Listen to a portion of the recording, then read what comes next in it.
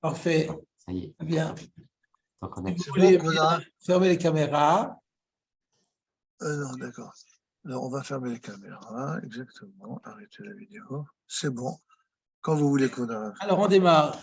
Nous sommes d'Afkaf Gimel Amoudbet. Alors, je vous propose de reprendre le dernier passage qu'on a avant étudié, c'est-à-dire à l'intertitre Vakar Kaot, Tisha Kohen, Vadam Kayotse Baen. Donc, la Mishnah nous disait que concernant les terrains, alors il y avait deux interprétations. Il y avait l'interprétation de Rashi qui disait lorsqu'on a consacré un terrain au Beth Amikdash et que le Ekdesh veut récupérer l'argent en vendant le karka, ça s'appelle un rachat du terrain, il faut faire une estimation, non pas avec un expert, mais il faut faire appel à 10 experts, 9 Béné Israël et un qui soit Cohen, 10 en tout. D'après le Rambam, ce n'était pas ça le cas. Le cas, c'est si quelqu'un veut, par exemple, de donner son RR, la valeur que la Torah fixe par rapport à une personne, et il n'a pas de numéraire, donc il veut payer en terrain. On doit à ce moment-là, ce terrain va rentrer au Ekdesh, va appartenir au Ekdesh, mais il faut savoir quelle partie de terrain, quelle quantité de terrain. Et là aussi, il faut faire une estimation. Et l'estimation requiert 10 personnes. La Gemara avait demandé Menan et Milé, d'où on sait qu'il faut ces 10 personnes, dont un Kohen. Amar Shmuel avait dit Asara Kohanim Kutuvim Beparacha. Lorsque Rashi avait expliqué dans la paracha de la fin de Bochukotai, dans la paracha qui traite justement de ce qui doit être consacré, pas qui doit être, mais que l'on peut consacrer au Beth Amikdash et qu'on peut racheter, dans toute cette paracha-là, on retrouve le mot de Kohen 10 fois. Et donc, Chad le Gouffé, le premier, on va l'utiliser pour lui-même pour nous dire qu'il faut nécessairement un Kohen. Ve'idach, avait miout achar miout, ve'en miout achar miout la le rabot. Et les autres, on considère que ça s'appelle miout achar miout, parce que quand vous dites Kohen, ça s'appelle un miout. Pourquoi? Parce que vous excluez les Lévis et les Israël. Donc le mot Kohen vient exclure une partie du clan Israël. Quand on répète le mot Kohen une seconde fois, ça devient une exclusion qui suit une exclusion. Et là, on a une règle herméneutique qui dit que quand une exclusion suit une exclusion, elle a valeur d'inclusion. Donc, du coup, on avait un miout, c'était une fois Kohen, et tous les autres, ils ont valeur de miout achar miout, et donc ça devient un ribouille, et donc ça permet d'englober aussi ceux qui ne sont pas Kohen, mais qui sont Israël. Voilà où on était resté la dernière fois. Je voudrais signaler que dans le Yerushalmi, la dracha se fait autrement, et dans le Perush HaMishnayot du Rambam également. Alors, je vous cite ce que dit le Perush HaMishnayot du Rambam, juste le passage qui nous concerne, qui dit la chose suivante. Imem Tesham Israël Dayo, quand on a dit que Tisha ve Kohen enot nai, je recommence avant, Zeshe Amru Tisha ve Kohen enot nai, quand on a dit qu'il y a 9 et un Kohen, ce n'est pas une condition, aval ou reshoot, c'est-à-dire qu'il est possible de faire 9 qui soient des Kohanim plus encore un Kohen. Mais ce n'est pas une condition. Qui im Teisha mais Israël d'ailleurs, parce que même si les 9 ne sont pas Kohen mais ils sont Israël, ça va aussi. Pourquoi? Le fiche et Parashat Arachim Nishlit Ba Milat Kohen Eser Pamim, donc ça y ramène la Gemara, que dans la Parashat d'Arachim, on répète le mot Kohen 10 fois, ou Ba'a Kabbalah, et on a reçu la tradition, qui Kohen Echad Bilvad, Yaspik Lanu, qu'en vérité, on n'a pas besoin de 10 Kohanim, mais qu'un seul Kohen nous suffirait. Le Kol Mashenishna Kohen, et que tous les autres fois où on a appelé Kohen, ou Riboui, Achar Riboui, les Ma'et. Ça s'appelle une inclusion qui suit une inclusion et qui vient restreindre et nous dire Afilou Israël. En d'autres termes, ce qui est intéressant et curieux, c'est que le Rambam, il n'a pas la version semble-t-il, que nous avons, nous, en miout, achar miout, et là le rabot, et il a la version en ribouille, achar ribouille, et là le ma'et. Et alors, il explique que quand on dit ribouille, c'est pour dire un Kohen. C'est pour l'inclusion, c'est quand on inclut quelque chose de spécifique. Par exemple, on inclut qu'il faut un Kohen. Ça chidouche en plus. Ça s'appelle un ribouille. Quand il y a un deuxième ribouille qui suit, il n'a plus valeur de ribouille, il a valeur de miout. Donc, on retire cette inclusion et on retombe sur le cas classique qui est le Israël. Donc, c'est-à-dire que on peut comprendre miout, achar miout. On peut dire que le mot Kohen est venu restreindre. C'est ce que Rashi comprend. Pourquoi on restreint? Qu'est-ce qu'on restreint? Dans la population juive, on restreint, on ne permet que le Kohen. Ça s'appelle une restriction. Mais le rabbin voit ça d'un autre œil.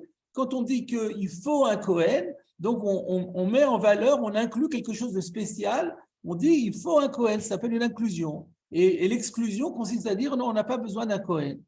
Bon, finalement, ça revient au même, mais c'est juste pour vous signaler que les deux formules existent. Alors maintenant, c'est là qu'on est resté à la question qui suit. Je reviens à la Gemara.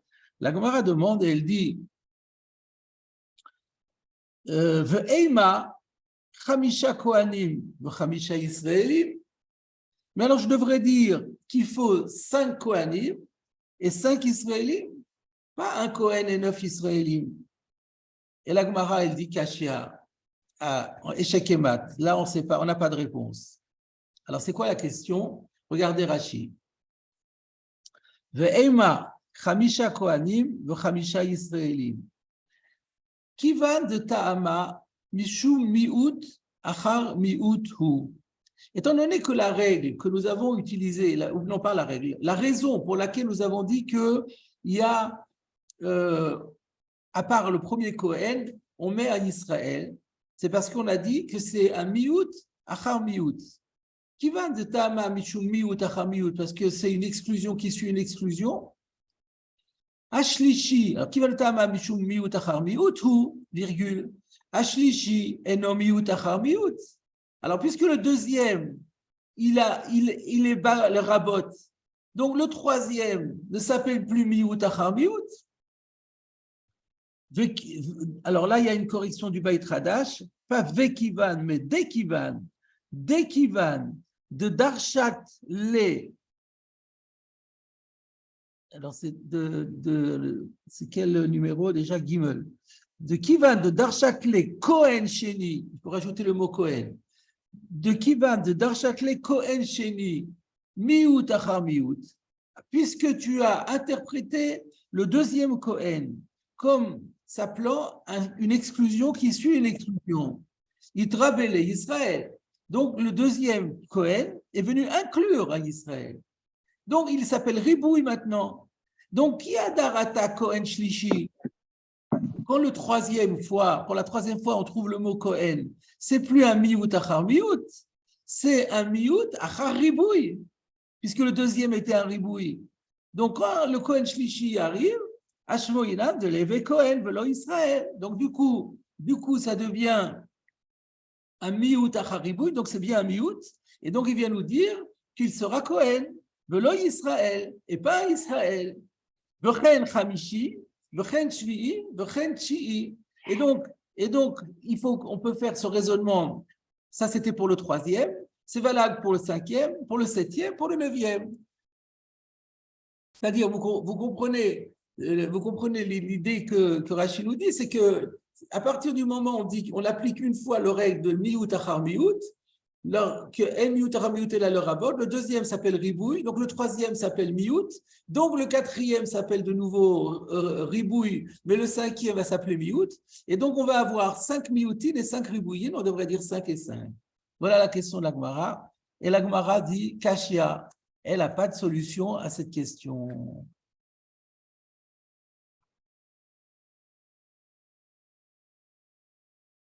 Alors, un instant, je cherche dans mes notes.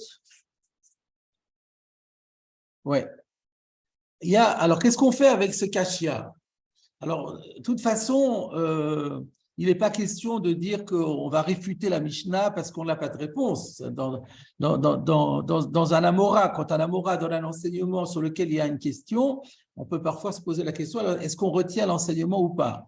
Mais là, il n'est pas question de dire que l'enseignement de la Mishnah n'est pas juste, parce que nous, on n'a pas compris. Mais simplement, ça veut dire qu'on n'a pas compris. Mais la question qu'on se pose, c'est donc, dans la mesure où la Mishnah existe de toute façon, il existe certainement une réponse. Alors, la Gemara n'en a pas voulu, mais qu'est-ce qu'on pourrait donner comme réponse? Alors, j'ai vu qu'on rapportait un auteur qui s'appelle Kiyat Sefer sur le Rambam, sur le Ilchot Erchim Perekhet Halacha Aleph, qui prouve d'ici qu'en vérité, le verset, la dracha qu'on a faite avec les Asara Kohanim, ce n'est pas une dracha, c'est une pseudo-dracha, ce qu'on appelle une asmarta. Et ça voudrait dire que tout ce dîne, comme quoi il faut procéder à une estimation du terrain avec 10 personnes, dont un Kohen, en vérité, c'est une takanat rachamim. C'est seulement un dîne de Rabbanal. Et midoraita, on n'en a pas besoin. Ce qui serait d'ailleurs logique, parce qu'on l'avait vu dans le RAN la semaine dernière, que de toute façon, midoraita veut dire evet bekol de usagi. Que tout ça, c'est un dîne de l'Ochatrila, parce qu'on veut, pour permettre au Ekdesh d'avoir le maximum d'argent, mais qu'au niveau du rachat en tant que tel, avec même une prouta, ça suffit pour faire le rachat. Donc, on peut très bien supposer que puisque Midoraita dit evet, le Kol de Usagi, ça peut être même un din l'Ochatrila, et que tout ce din d'estimation de 10 personnes, ce serait une takanat rachamim. Voilà ce que dit le Kriyat Sefer.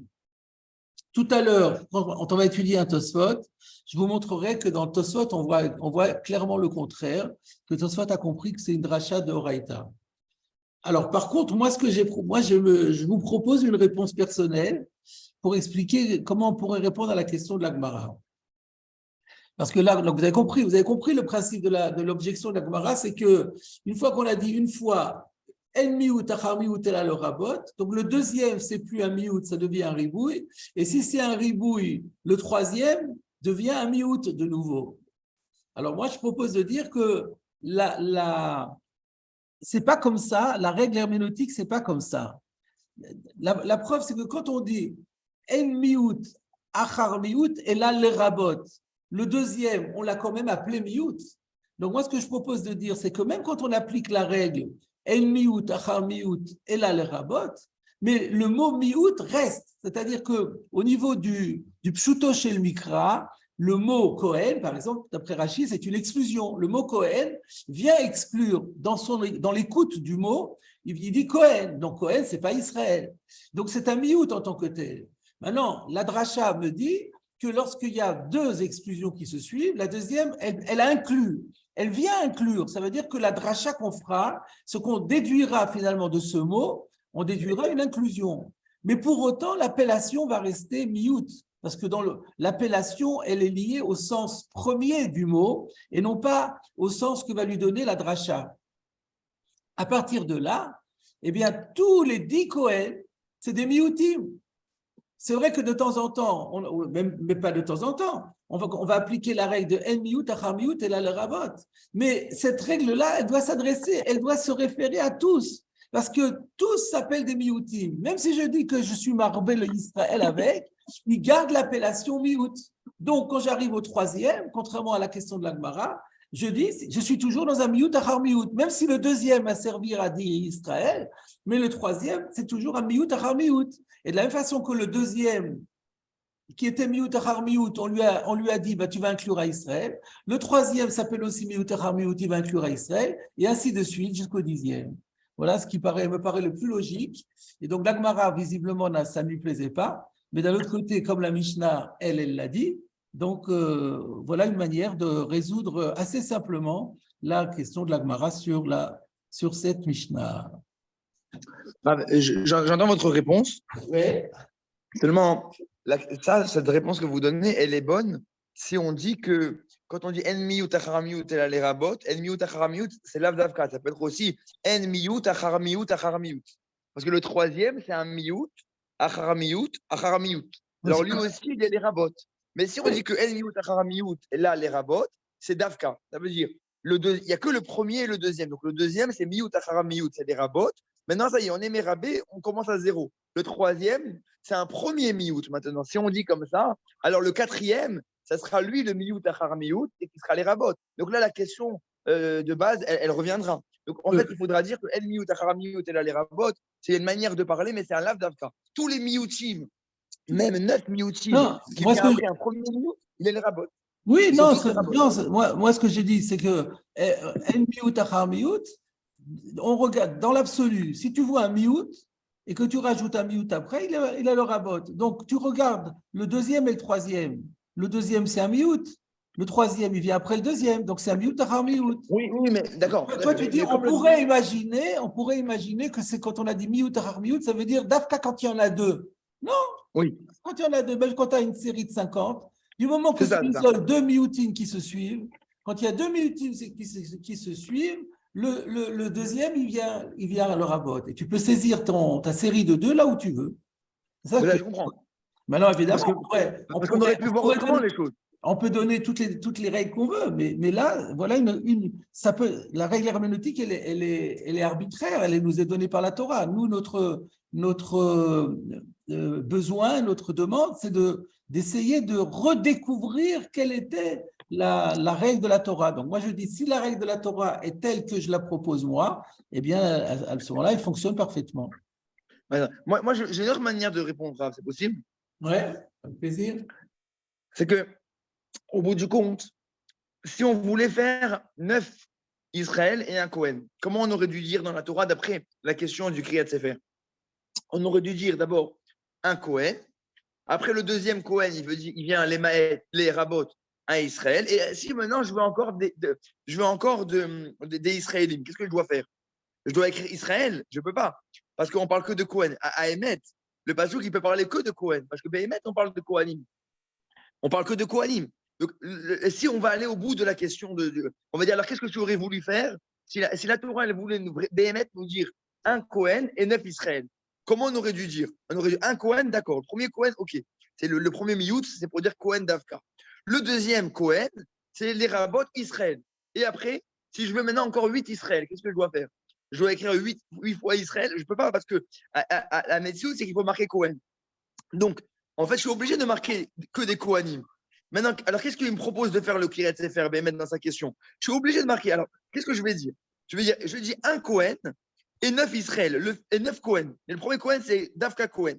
Les 9 Kohen, je vais me dire, c'est pour être un Mérabé Israël. Maintenant, il y a la question du Kiret Sefer. Comment je réponds à la question? Je dis, dire autre chose que des Kohanim, je ne peux pas. Parce qu'en Béhémet, on parle de Kohanim. Maintenant, ce que je vais dire, c'est que je peux dire, par exemple, je vais faire un Ekech. De la même façon que le deuxième, Cohen, il est venu pour me dire Israël.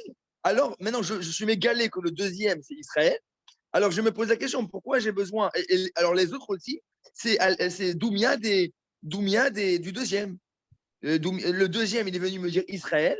Alors, les 8 autres, les 8 qui restent, ça sera aussi Israël. Ou quelque chose comme ça. Mais moi, j'ai du mal avec la question dans le sens où qu'est-ce qu'il attend de la Torah qui me marque Israël au lieu de Cohen? Si je vais au bout de la question. C'est une question qu'on ne pose jamais. La Torah, elle sait se débrouiller. La Torah, elle a 1000 solutions. Et si elle veut nous enseigner quelque chose, elle peut le faire. Et nous devons faire avec le texte que la Torah nous a donné et avec les règles herméneutiques. Donc là, on ne peut pas dire, mais la Torah n'avait pas le choix, elle a été obligée de dire comme ça. Ça n'existe pas. J'entends. Ouais, c'est pas le type d'argument qu'on avait l'habitude d'entendre. Alors, mais on c'est pour ça continue. que je ne m'arrête pas à dire ça. Pas prendre, c'était un peu long, donc on va continuer. Et donc, je voudrais maintenant aborder le Tosfot. Nous avons un Tosfot ici, un petit Tosfot. Asara Kohanim, V'choulé. C'est donc sur. C'est quoi Asara Kohanim d'ailleurs? Oui, c'est sur les mots de la Gemara. Mena Anemile, Amar Shmuel, Asara Kohanim Ketuvim Baparacha.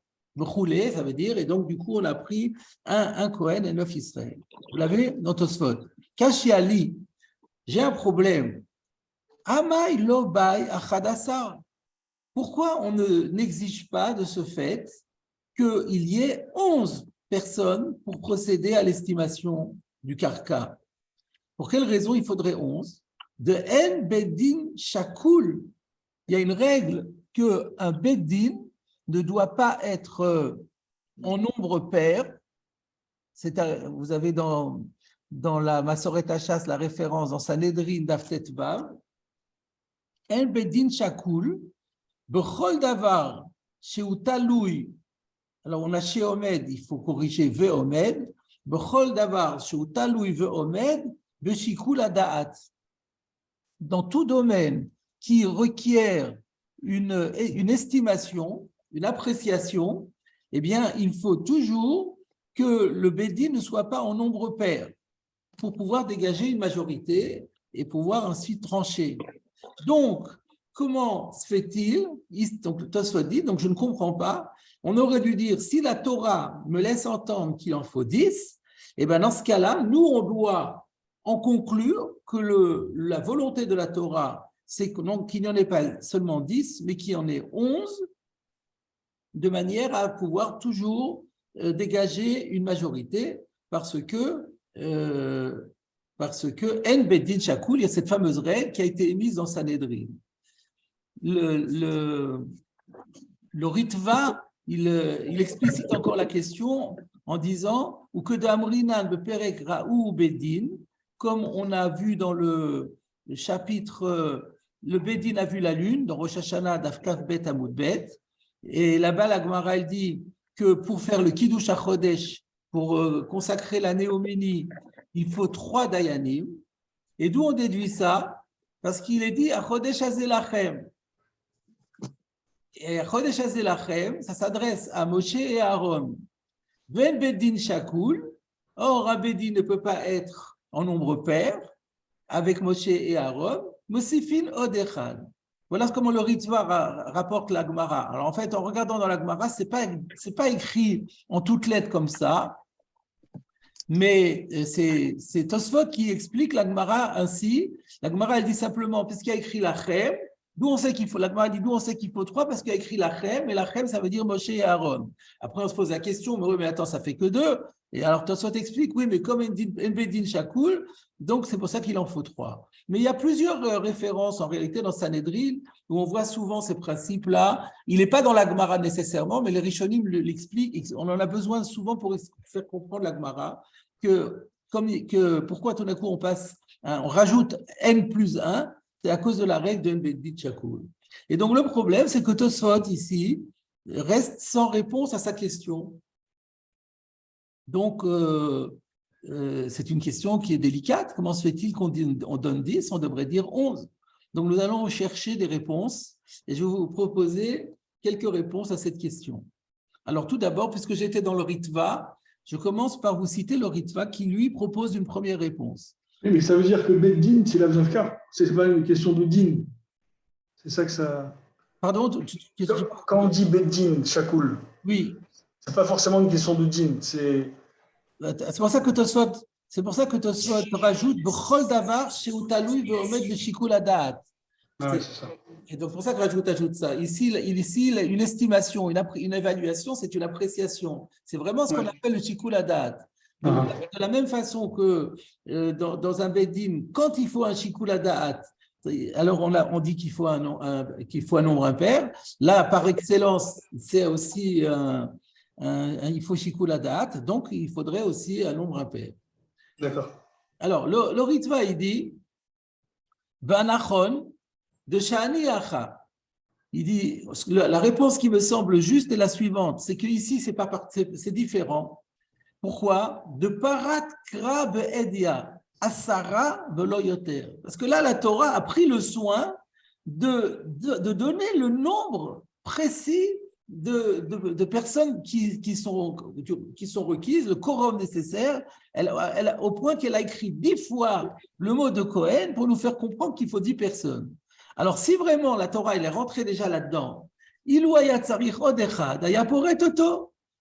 dans ce cas-là, la Torah, maintenant qu'elle est rentrée dans cette démarche de recenser, en mettant le mot Cohen plusieurs fois, le quorum requis, si vraiment elle pensait qu'il en faut 11, alors elle aurait rajouté encore un Cohen de plus. Donc c'est pour ça qu'on dit là maintenant la Torah elle a dit 10, donc c'est qu'elle veut pas, elle veut se contenter d'un Bedin Chakoul, même si je comprends pas pourquoi, ben c'est l'exception qui confirme la règle. Là-bas c'est pas pareil. Machéen Kenatam, dans l'histoire de Rosh Hashanah, a dit Bouri Moshe ve Aaron. La Torah elle n'est pas en train de rentrer dans un quorum. Simplement, elle s'adresse à Vaidaber Hashem et Moshe ve Aaron. Je ne sais plus comment c'est écrit au début de la Chodesh Hazelachem. Vaidaber Hashem et Moshe ve Aaron. Dieu s'est adressé à Moshe et Aaron. Je te rappelle, on a fait une correction. Ça a bien été fait, on a pris en considération. Si vous pouvez fermer le micro, s'il vous plaît. Ils ont reçu le virement. Vous pouvez fermer le micro. Velo Yamakom Lazkir Shlishi.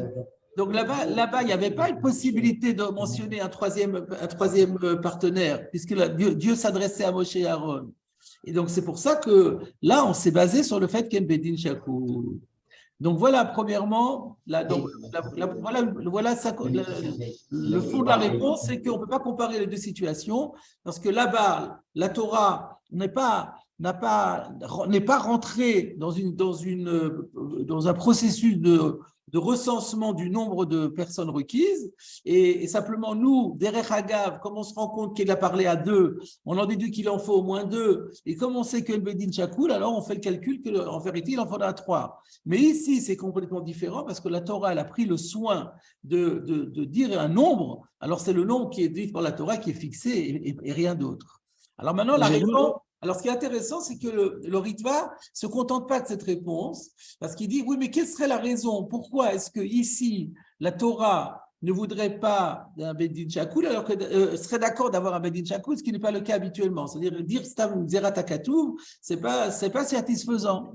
Alors, il répond ainsi, Tamadavar, Sharedavar Shel Shumahu.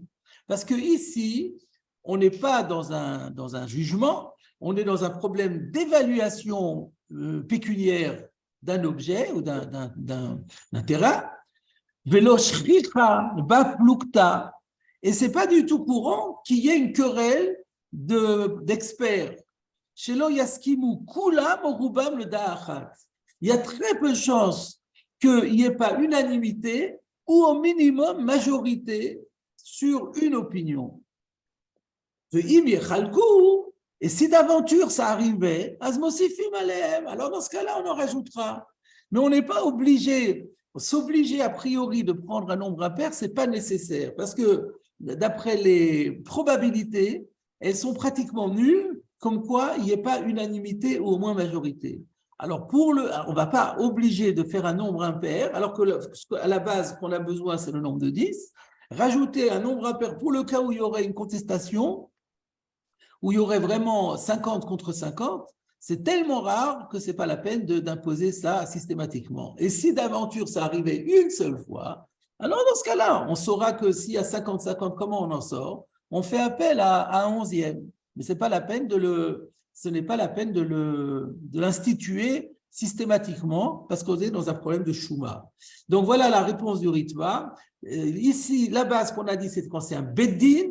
Dans un beddin, il peut parfaitement y avoir des querelles dans les juges, une différence d'appréciation entre un qui dit patour et les autres qui disent khayab ou l'inverse. Enfin, en tout cas, si on n'avait que 2, il y en aurait un qui dirait patour et l'autre qui disait khayab, ou moutar assour, etc., ou tamé taor. Et donc, dans ce cas-là, il faut qu'il y ait un 3e pour faire la différence. Mais ici, comme il s'agit d'une évaluation par des experts, il y a très peu de chances qu'il y ait des divergences et ce n'est pas la peine d'instituer ça. Bon, voilà la réponse que propose le Ritva.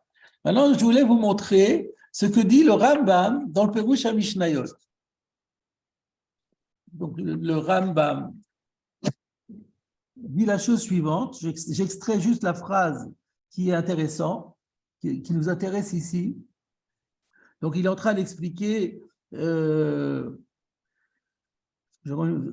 que je crois, ou que chez Amar Adam Erki Alay, והערכים פסוקים וידועים הם כבר בלשון התורה, ואין לו לזה המעריך מה שייתן אלא אחוזתו. Donc le cas, c'est quelqu'un qui s'est engagé à donner un montant donné à la Torah, au Ekdesh, et il n'a qu'un terrain. הכהן הממונה על ההקדשות, ייקח מאותה אחוזה, דמי הערך שנתחייב בו, alors le Kohen qui est responsable du Hekdesh prélèvera de ce terrain la valeur qui correspond à l'argent, à la somme qu'il s'est obligé de donner. Lifne Asara mi Israël, ve'echad me'em Kohen. Donc, cette évaluation se fera devant 10 personnes juives, dont un Kohen, écoutez bien la suite, Sheyaskimu kulam shezu shave ze ha'erer, qui seront tous d'accord que c'est bien cela, cette portion de terrain qui correspond à la valeur du montant qu'il s'est engagé à donner. Ve'azired le Torah. Et à ce moment-là, le responsable du Hekdesh pourra investir ce champ. Qu'est-ce qui est écrit dans le Rambam? Chez Yaskimu Kulam, que là, il y a une règle ici, qu'on ne pourra procéder à l'affectation du terrain au Hekdesh que si on a une unanimité. S'il n'y a pas unanimité, ça ne marche pas. Il faudra recommencer jusqu'à ce qu'on ait l'unanimité. Donc, à partir du moment où il faut l'unanimité, ce n'est pas la peine d'avoir un Beddin Shakoul, ça ne sert à rien, puisque même le Beddin, un Beddin qui n'est pas Shakoul, parce que toute le lignage d'avoir un Beddin qui n'est pas Shakoul, c'est pour dégager une majorité. Mais la majorité, elle ne sert à rien si on a une majorité. Il faut l'unanimité. Donc, à partir du moment où je dis 10, eh ben, j'ai l'unanimité avec 10. Et si j'ai 11, il faudra l'unanimité avec 11, qui sera encore plus difficile. Donc, ça n'a aucun intérêt. Donc, d'après le Perush HaMishnayot du Rambam, nous avons une nouvelle réponse à la question qui est beaucoup plus simple et qui est que lui, il a compris que quand la Torah me dit il faut 10, ça ne veut pas dire on fait venir 10 personnes et puis ils s'arrangent entre eux et on voit la réponse qui va sortir de ces 10. Non, non, ça veut dire c'est les 10 qui doivent se prononcer et qui doivent dire exactement la même chose. Est-ce qu'on peut dire que c'est la question de Tosfot qui a suggéré au Rambam ce pirouche? Non, parce qu'il y a une question sur le Rambam. Pas obligatoirement. Pas obligatoirement. Que le Rambam, il a sorti Ça peut être comme ça qu'il a compris. Alors simplement, avant de te laisser parler, je voudrais dire que je me suis posé la question, comment ça se fait que dans le Mishneh Torah, le Rambam ne ramène pas cette notion de Yaskimu Kulam? Alors est-ce que ça voudrait dire que dans le Mishneh Torah, il s'est rétracté par rapport à son Perush HaMishnayot? Alors voilà comment le Rambam s'exprime. Il dit Ein ma'arichin otan ela be'asara. On ne procède à l'évaluation qu'avec 10 personnes. Et il ne dit pas chez Yaskimu Kulam. Alors je me suis posé la question, comment ça se fait que le Rambam ne dise pas la même chose? Après, j'ai pensé que non, en vérité, le Rambam est d'accord avec ce qu'il a dit dans le Perush HaMishnayot, parce que si il avait pensé comme Tosfot qu'il suffit d'un rov, alors il aurait dû le dire En marichin otan ela be'asara, et s'il y a divergence, on ira d'après la majorité. Il faut qu'il me dise la règle de la majorité. Donc, il ne le dit pas. Donc, le fait qu'il ne dit pas qu'il y a une règle de majorité, alors comment je fais? Ça veut dire qu'il faut l'unanimité. Donc, automatiquement, finalement, je dis, en disant, on ne procède à l'estimation que devant 10 personnes, et il ne dit pas, et on ira d'après la majorité de ce groupe, ça veut dire, et il faut que ces 10 personnes disent exactement la même chose. Et c'est comme ça qu'il a compris le pasouk. C'est pour ça que je dis, ça répond aussi à la question, mais d'où le Rambam a sorti ça? Mais à partir du moment où la Torah, elle dit 10,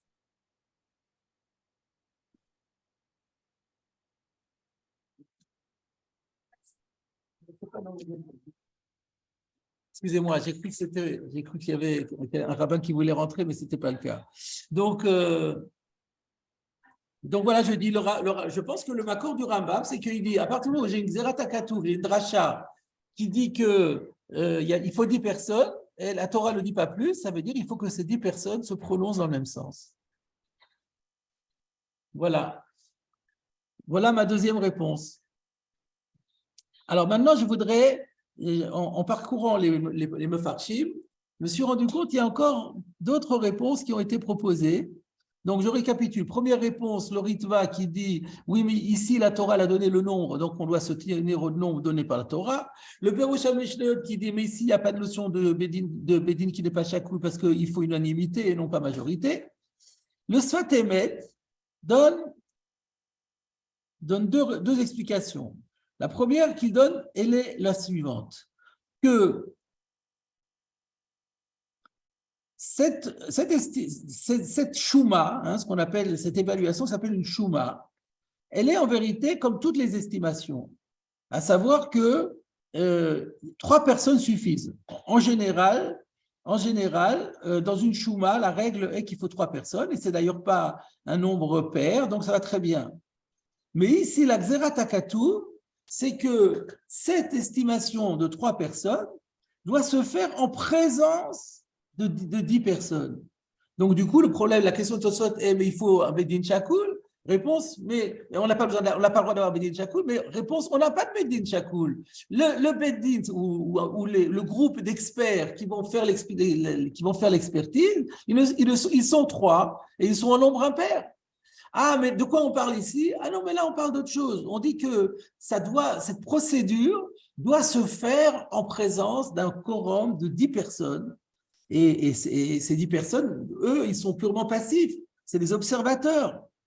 Voilà ce que propose comme explication. Mais a priori, on pourrait dire que c'est plutôt discutable parce que ça paraît d'ivrer neviout. De quel droit on va interpréter la dracha qui dit il y a 10 kohanim, c'est pas pour la chouma, c'est juste pour regarder.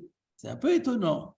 Alors, il est vrai que le Tzofnat Paneach, dans l'Ilchot Erechin Perekhet Alachabet, toujours sur notre Rambam, il conforte cette explication-là, il apporte une preuve, mais enfin, ça reste un petit peu étonnant parce que d'où on aurait la preuve que c'est ça l'intention de la Torah. Par contre, on peut se poser la question, et quel serait l'intérêt d'une telle disposition prise par la Torah? Ça, on peut comprendre, parce que le fait qu'il y ait 10 personnes qui sont une présence de 10 personnes qui sont là pour assister à la chose, ça donne évidemment une importance accrue à l'événement et ça responsabilise davantage les experts. Si les experts se réunissent à 3, c'est une chose. Si on leur demande de donner leur point de vue en présence de 10 personnes, c'est sûr qu'ils vont plus réfléchir, bien réfléchir avant d'émettre leur avis, parce que là, il y a des spectateurs, il y a des personnes qui vont émettre des jugements de valeur, donc ça les responsabilise davantage. Donc, que la règle existe, ce n'est pas quelque chose qui est complètement infondé, mais c'est un peu quand même, je trouve, une réponse un petit peu comment dire, pas assez prouvée, pas assez convaincante du point de vue du texte de la Torah, du texte de la Dracha. Mais enfin, ça existe, donc je vous le signale. Ça, c'est la première explication du Sfat Emet. Et il en donne une deuxième aussi, qu'on considère que la voix du Kohen compte double. Et donc, la question est, mais El Beddin Chakoul, mais si, ici, avec 10, on a 11. Parce que dans les 10, il y a un Kohen, et la voix du Kohen compte 2. Et donc, on aura finalement 11 voix. Mais là encore, a priori, c'est d'ivrer neviout. Donc, c'est un peu assez discutable, je trouve. Alors, ça fait donc 4 réponses qu'on a données. Maintenant, j'ai vu encore d'autres réponses. Dans les Chidushé Haritva de l'édition Mossad Arav Kook, vous savez, il y a des Héarot, l'éditeur ou celui qui a mis en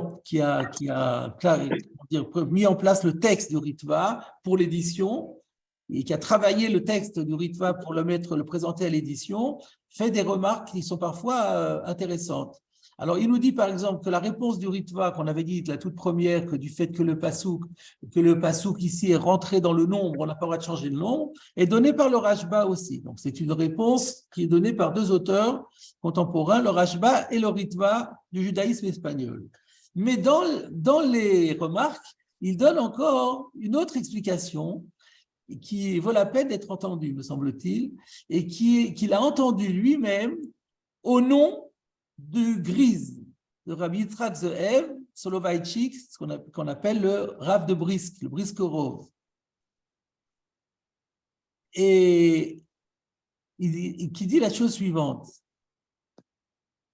Pourquoi est-ce qu'on dit que En Beddin Shakul?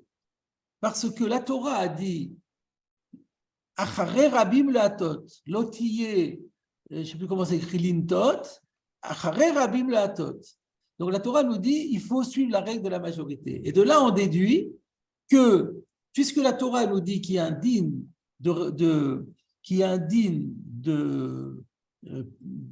d'aller d'après la majorité, ça sous-entend que le Beddin doit être constitué de telle manière qu'une majorité puisse se dégager. Et que dans la mesure où un nombre pair risque de ne pas avoir de majorité, donc c'est de là qu'on déduit qu'il faut un nombre impair. Alors il dit, la raison pour, là-bas, dans le cas d'un Beddin, alors il veut faire un distinguo entre le cas d'un Beddin et le cas d'une Shuma, une évaluation. Dans le cas d'un Beddin, en général, l'enjeu est binaire. Comme je le disais tout à l'heure, la question est de savoir est-ce qu'il est Chayav ou est-ce qu'il est Patour.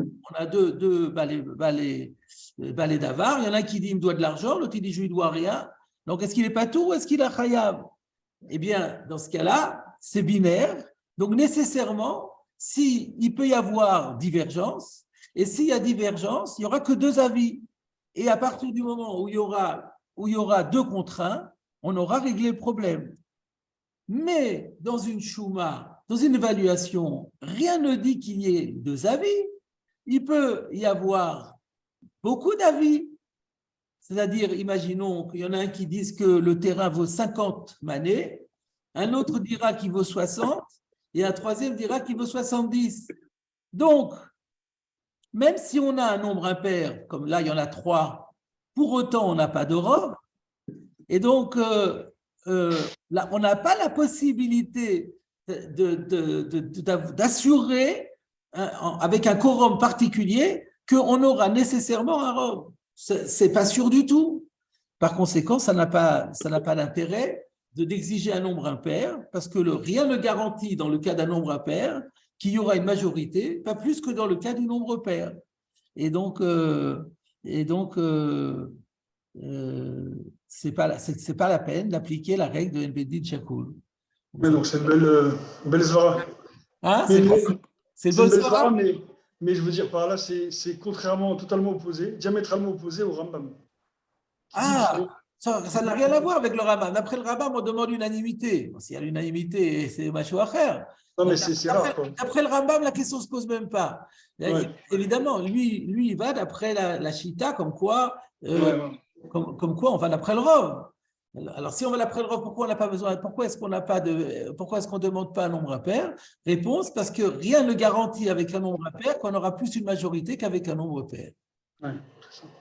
Donc, c'est une jolie réponse. Et il y en a une deuxième qui m'a encore plu.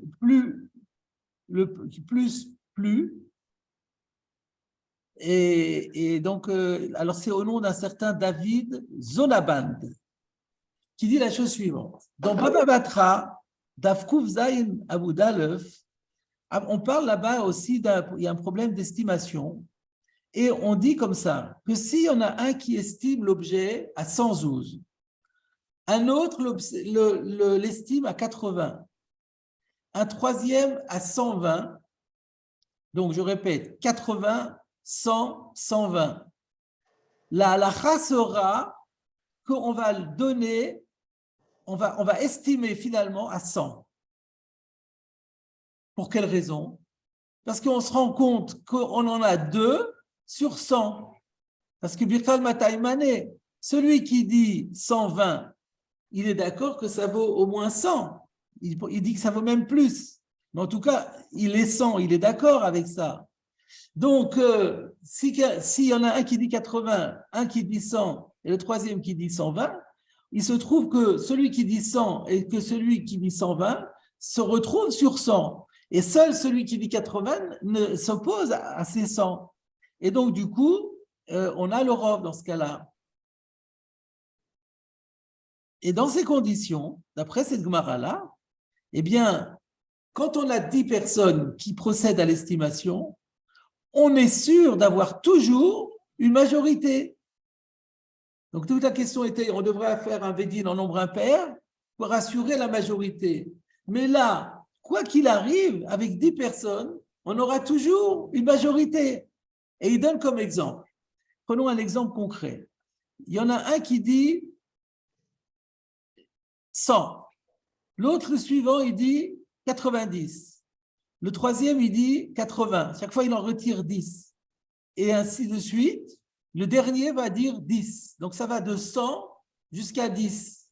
Si on analyse dans ce cas-là, on va se rendre compte qu'il y en a 6 qui sont d'accord à 50, puisqu'on a 100, 90, 80, 70, 60, 50. On en a 6 sur 50. Donc, on aura un rov. Et donc, ce n'est pas la peine, encore une fois, de faire un nombre impair. Avec le nombre pair, on est autant assuré d'avoir un rov qu'avec le nombre impair. Donc, ça paraît aussi une réponse très, très, très judicieuse. Donc, la réponse précédente, c'était de dire rien n'indique qu'on aura plus un rov avec un nombre impair qu'avec un nombre pair.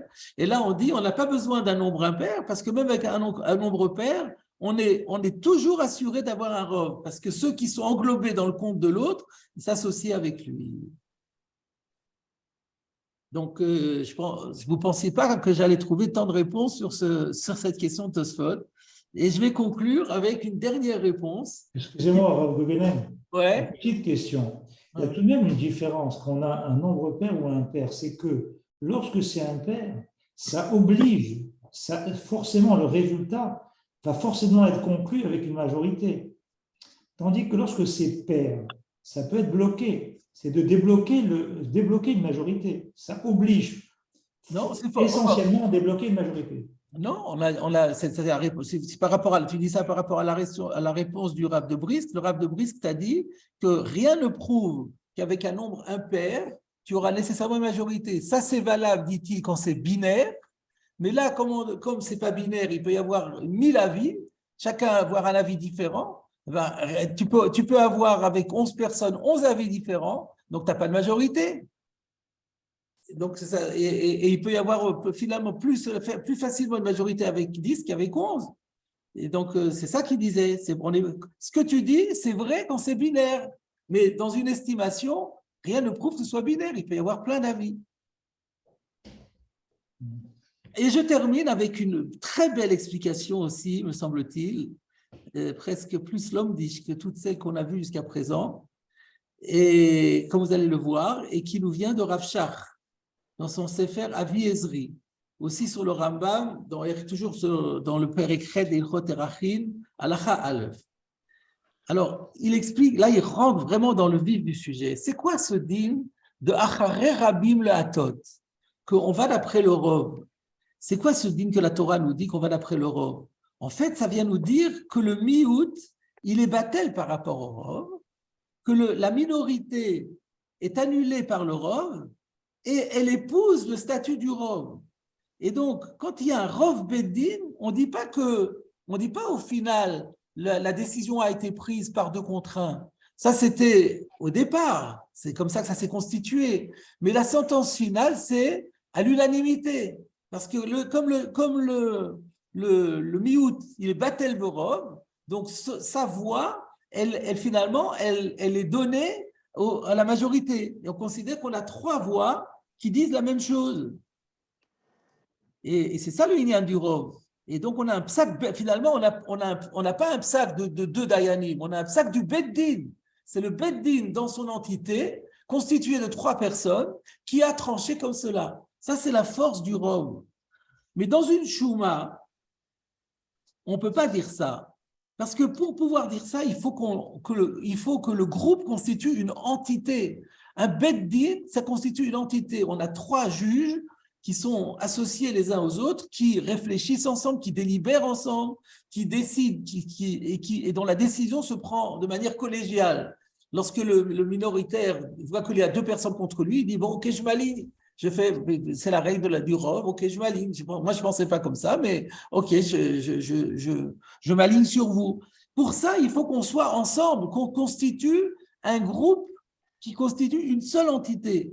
Mais dans une estimation d'experts, il n'y a aucune association, il n'y a aucun lien organique qui relie les experts les uns aux autres. Il se peut très bien que chacun procède à son estimation complètement de manière indépendante. Ils ne sont pas ensemble, ils ne se rendent pas sur le terrain au même moment, chacun rédige sa feuille d'expertise chez lui dans son bureau et il l'envoie à qui de droit. Donc, même lorsqu'il va y avoir un rov, mais on ne pourra pas dire que, disons qu'ils sont 11 et qu'ils sont 5 contre 6, on ne pourra pas dire le groupe des 11 a décidé. Parce qu'il n'y a pas ici la possibilité d'annuler le miout par rapport au rov, parce qu'ils ne sont pas liés les uns aux autres. Donc, ils ne rentrent pas dans le même groupe. Et donc, il n'y a pas ce din-là que la minorité s'aligne sur la majorité. Chaque expert me dit, moi, mon expertise, c'est ça, et je n'en démords pas. Vous faites ce que vous voulez avec ça, mais ce n'est pas moi. Alors, c'est vrai qu'après, le Bédine peut dire, on va d'après le Rov, mais ce n'est pas c'est pas ça la règle du Rov. La règle du Rov, c'est que grâce au Rov, on a une unanimité du groupe. Là, on ne peut pas dire qu'on a l'unanimité du groupe. Les experts récusent, ils ne disent pas du tout, ils font ce qu'ils veulent, mais moi, je ne suis pas d'accord, je maintiens que c'est moi qui avais raison. Et donc, voilà la raison pour laquelle ça répond à la question de Tosot qui dit, mais pourquoi on devrait demander à 11e qu'il n'y ait pas de Beddin Chakoul? La réponse est, mais ici, on n'a pas un Beddin. Ici, on a des experts. Les experts, ils sont indépendants les uns des autres. Donc, la règle du Rov, comprise dans sa profondeur, n'est pas applicable. Et c'est la raison pour laquelle on peut se contenter de 10. Qu'est-ce que vous en pensez? Ça paraît bien, non? C'est un chidouche, c'est un beau chidouche. C'est C'est bon. un bon chidouche, franchement. Les seules choses dans ce chidouche C'est très bien. qui est un petit peu, on va dire, surprenant, c'est de dire qu'en fait, le miout, je parle dans la démonstration, hein, évidemment, Oui. que le miout, birla, il n'existe pas, quoi. C'est-à-dire, on applique. Non, mais c'est dans- comme ça. Il disparaît devant Non, la ils disent C'est pas. Oui, c'est comme ça, hein, c'est comme ça le Beddin. Quand on. oui, mais c'est Rabbi Mlatot du Dans le délibéré, il y a un rov qui se dégage. Après, dans le Psak-Din qui est écrit, il est signé par les 3 rabbins. Oui, mais Vadaï, mais je ne conteste pas il n'y a pas le début d'une contestation sur la conclusion. J'ai dit ce qui est gênant, Ouais. c'est que l'on fasse, pour démontrer ce qui en fait est incontestable, c'est Rabbi Mlatot, c'est le pshat, c'est de passer par une démonstration dans laquelle le miout n'existe pas.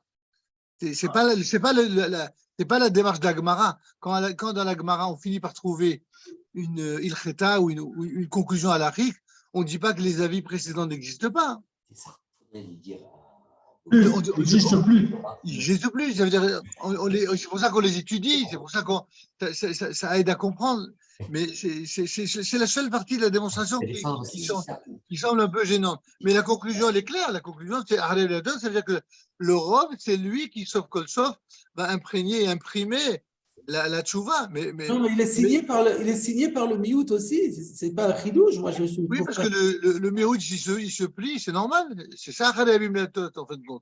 Eh ben non, on aurait très bien pu dire, il y a eu tant de Dayanim qui ont dit ça, et il y a eu un Dayan qui a dit le contraire, et donc finalement, l'Achar va d'après le Rov. On ne dit pas comme ça, c'est pas comme ça que c'est. Mais là, Rav Benem, il y a une chakira de Rav Shraim de Brisk, célèbre, sur qu'est-ce que c'est le Rov. Est-ce que c'est Birour Hamitsiout ou c'est Anaga? Ça n'a rien à voir. Alors là, vraiment, ça n'a rien à voir. Pourquoi? Parce que là, sauf. Mais non, ça c'est quand c'est sur la règle de Col de Paris, je ne peux pas Paris. C'est ça le Rov, c'est le Rov dont tu parles. Là, c'est un autre Rov, là, c'est le Rov des Hôtes. Non, moi, encore une fois, j'ai pas dit. C'est pas une question de Birou Rametsiout ici. Ouais. Non, la conclusion, elle est claire. Il y a de la Torah dans le Rov, qui dit Acharné Rabbi Mlatot. Bon. Alors. Pourquoi demander là-bas? Donc, On va continuer la Gemara un petit peu. Ah, on est presque à la fin du cours. Oui. On va un petit peu avancer un petit peu. Donc, on est arrivé maintenant sur on est à l'intertitre Ve Adam Kayotse Ba'el. Ve Adam Kayotse Ba'el. Si c'est un homme, c'est comme un terrain. Rashi avait dit sur la Mishnah, Imba. On peut garder l'ifdot mide Ekdesh. S'il vient se racheter lui-même de la main du Ekdesh, entendu, il était consacré, eh ben, il faudra aussi procéder à une estimation par 10 personnes, dont un Kohen. Ou Bagmara Mefareshla, disait Rashi. Entendu que ça pose un problème. Et effectivement, la Gemara pose le problème immédiatement. Elle dit Adam Mikadosh, mais un homme ne peut pas être consacré. On ne peut pas consacrer son corps au Beth Amikdash. Donc, un terrain, on peut le consacrer, mais un homme, on ne peut pas le consacrer au Beth Amikdash. Rabbi Abaou, Be'omer Damay Alay. Rabbi Abaou répond oui, effectivement, il ne s'agit pas de quelqu'un qui dit je m'offre moi-même au Beth Amikdash. Ça n'a pas de sens. Son corps ne peut pas être offert sur l'autel. Il ne peut pas avoir de Kedushat Hagouf de la personne. Mais par contre, ce qu'il peut dire, c'est Damay Alay. Je fais vœu d'offrir au Beth Amikdash la valeur marchande que je représente. Que moi, ma personne, mon corps a une certaine valeur marchande. Eh bien, c'est pas mon corps que j'offre au Beth Amikdash, mais la valeur de mon corps, c'est ça que j'offre au Beth Amikdash. De Tania, car effectivement, une baraïta enseigne, à Omer Damay Alay, que si quelqu'un dit je fais vœu d'offrir la valeur, ma contre-valeur, Shamin Oto Ke'eved, on l'estime que Eved. Alors il y a une autre version, me semble-t-il, je regarde dans les Ktikit Veyad et dans Sanhedrin, parce que la Gemara a son parallèle dans Sanhedrin, il est rajouté les deux mots qui sont plus clairs, que Eved Animkar Bashuk. On l'estime comme un esclave qui se vendrait au marché. Donc, on regarde cette personne comme si elle était un esclave. Les esclaves, au marché aux esclaves, il y a une certaine valeur qui est donnée à chaque esclave. Et ben, on l'estime comme s'il était un esclave qui se vendait au marché. Et c'est cette somme-là qu'il devra verser au Beth Amikdash. Et la Gemara poursuit et dit Ve'eved itkash le karkaot. Or, il faut savoir que les avadim, les esclaves, ont été comparés dans la Torah par une juxtaposition dans le verset avec les terrains. Dirtim, comme il est dit, V'itnachaltem otam livnechem acharechem la reshet achuza. Et vous les transmettrez en héritage à vos enfants, après vous, pour qu'ils les héritent achuza. Achuza comme des terrains. Et donc, on voit qu'un Eved est comparé à un terrain. Alors, on se pose la question, mais quel rapport, quel intérêt de nous dire ça? Pourquoi fallait-il rajouter que Eved, il cache le karkaot? Mais on comprend très bien que c'est parce que on voulait savoir, mais d'où ça sort ce digne qu'il faut 10 personnes pour les estimer?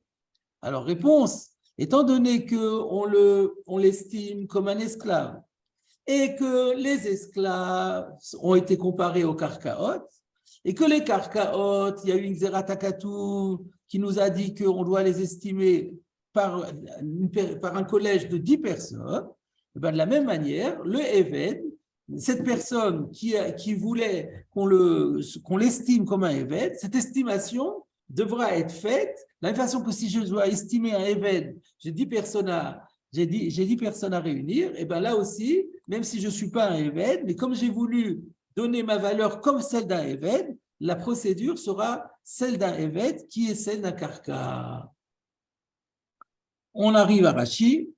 Rashi nous dit Eved itkash le Karkaot, Sheneema, Vitnachaltem otam livnechem acharechem la reshet achuza, leolam bahem ta'avodu.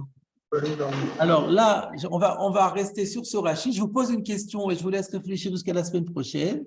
Qu'est-ce que Rashi rajoute à la Gemara? Dans la Gemara, il est dit Eved itkash le karkaot, dirti vitnachaltem otam livnechem acharechem la reshet achuza. Rashi remplace le directif par chez Neymar, c'est vraiment la même chose, et il recite le verset en rajoutant 3 mots, le Olam Baem Tavodou, qui est la fin du Passouk. Qu'est-ce qu'on avait besoin? Qu'est-ce que Rashi avait besoin de recopier la Gemara et de rajouter la fin du Passouk? Je vous laisse réfléchir là-dessus et vous donne rendez-vous à la semaine prochaine et j'arrête l'enregistrement.